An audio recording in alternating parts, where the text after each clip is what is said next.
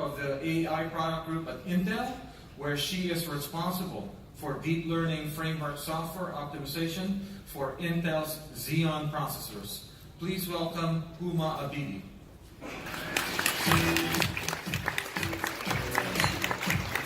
Good morning, everyone. It is my pleasure to be here. So today I'll be talking about software optimizations to get best performance on Xeon processors. And that is also a very good description of the work that my team does. So shout out to the guys in my teams. I know some of you are here.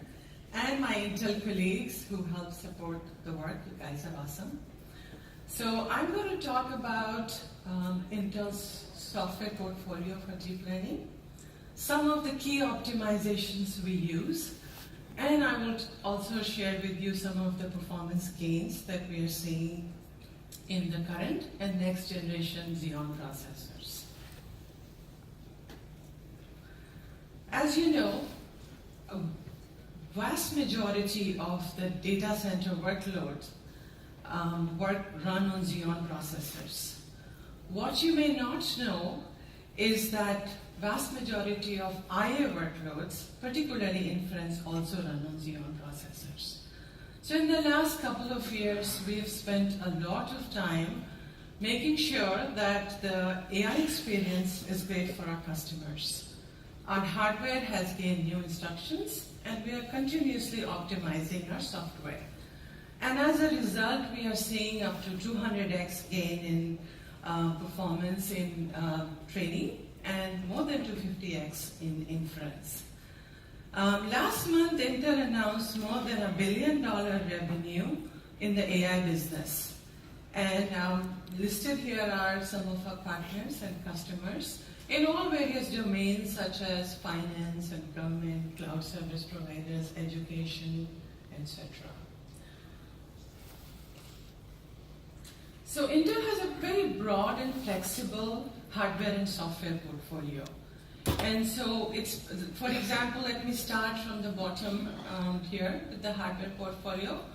And it spans from data center to edge to devices. And we don't also believe in, I heard guys say the same thing, we don't believe one size fits all. So depending on whether it's power that's more important, performance, latency, we have the right solution, right hardware offering. For example, in the data center, we have a general purpose CPU. We also have FPGAs, and we have accelerators, neural network processors.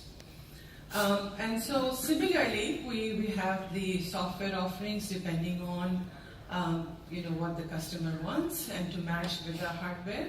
In addition to that, also we have different class of users, so we want to support them all. For our library developers, we have basic foundation building blocks that get most out of the hardware. And then for our data scientists, we have various open source, popular deep learning libraries, frameworks that we also optimize and contribute to. For our application developers, we have various tools such as OpenVINO that is highly optimized for model deployment for inference. We're across various architecture and Movidius SDK.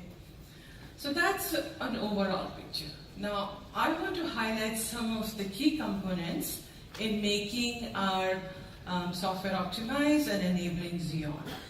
So starting with our math kernel library, MKLDNN, which is math kernel library for deep neural networks. This is an open source library.